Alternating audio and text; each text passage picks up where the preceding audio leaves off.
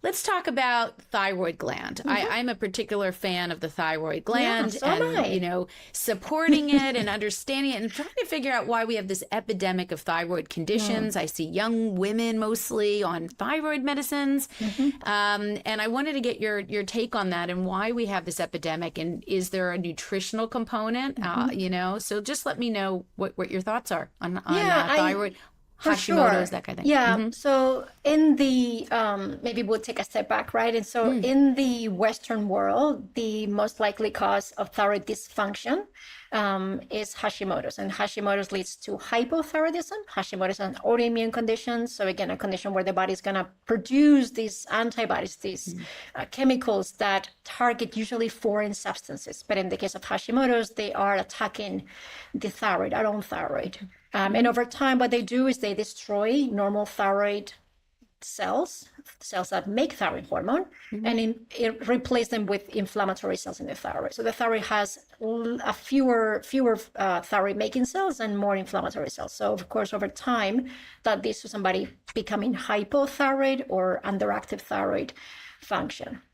So we've known, and in the Western world, is that's the most likely cause. In the whole world, the most likely cause is iodine deficiency.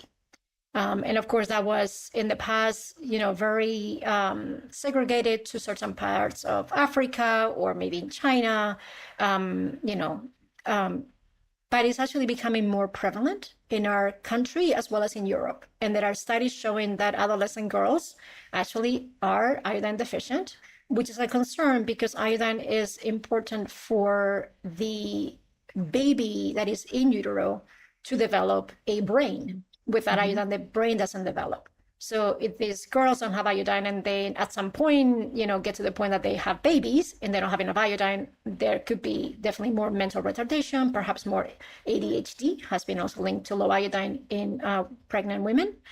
Um, so that, now it's like, okay, what are we seeing now? We're seeing Hashimoto, which is the most common condition to lead to hypothyroidism, underactive thyroid, or are we seeing iodine deficiency? And not to complicate things more, but of course they are complicated, you now put in the mix of this all these endocrine disrupting chemicals, all these chemicals that affect the endocrine gland. And of course, some of them actually compete with iodine to get into your gland. Mhm. So if you don't have enough iodine, they're going to be more likely to come into the thyroid gland. So now you're not only exposed to them, but you're actually open the door to those chemicals. So I think it's a combination. Of course, some of these chemicals change your immune system. They target the cells that then lead to Hashimoto's. So Hashimoto's is an autoimmune condition, and as such, it's partly genetic, so that we cannot escape, but it's partly environmental. And on the environmental things, we've known about viruses and maybe actually too much iodine leading to Hashimoto's. But we also know that these environmental disruptors, these endocrine disrupting chemicals, are very likely a part of what we're seeing. So Yeah. it's a complicated sort of soil, but suffice to say that I think it's important to try to avoid chemicals as best we can, whether it's filtering your water, whether it's to take out the plastic of, salmon you just bought and just putting it into a glass container, whether to, buy cans that don't have this BP anything, BPA, BPF, BPS, BP, whatever.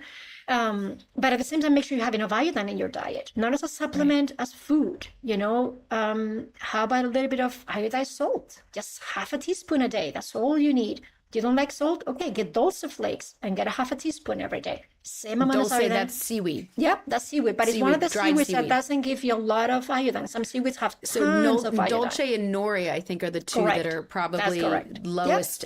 They have the reasonable amounts. Yes, you can have a sheet of nori every day, or one of those little packets of nori, Hmm. snacks, and that you have your, enough iodine if you prefer not to do, seafood, or you cannot do Yeah. seafood.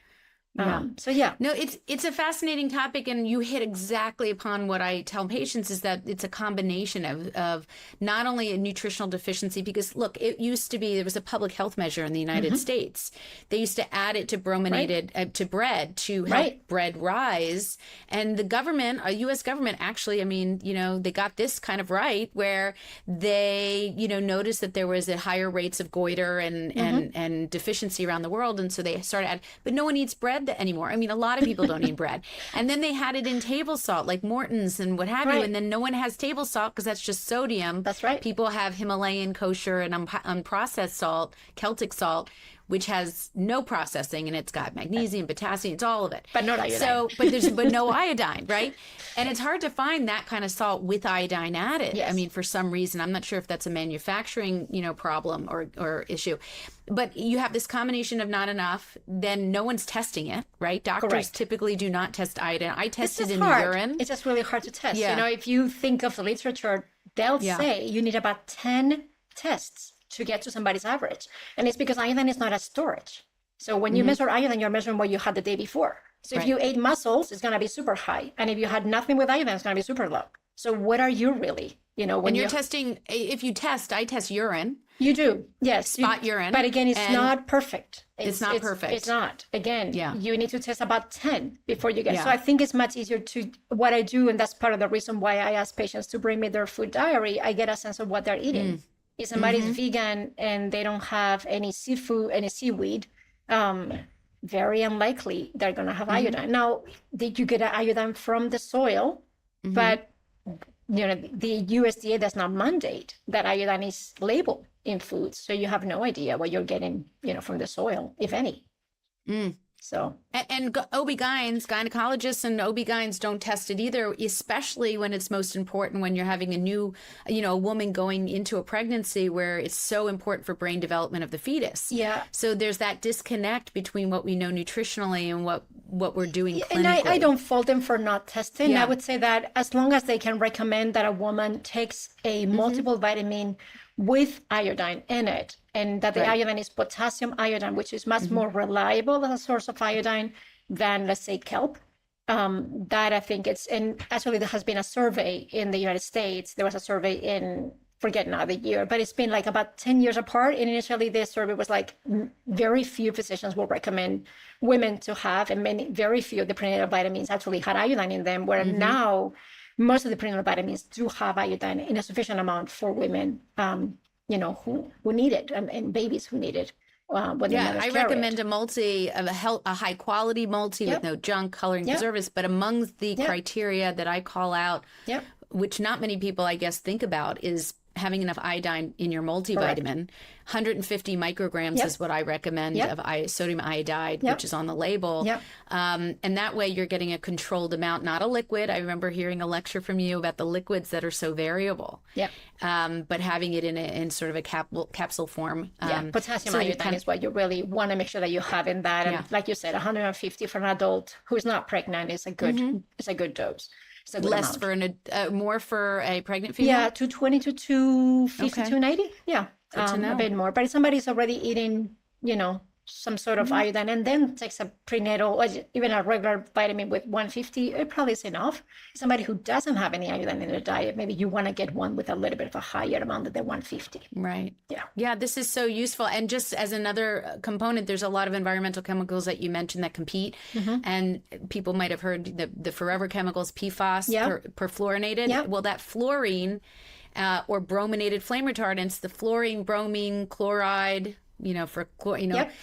they're on the same vertical as Exactly. as iodine on the periodic table for elementary schools. So we understand that those are how they kind of jump in. So if you can get those environmental chemicals away a little bit, they won't compete for those spots in the thyroid gland.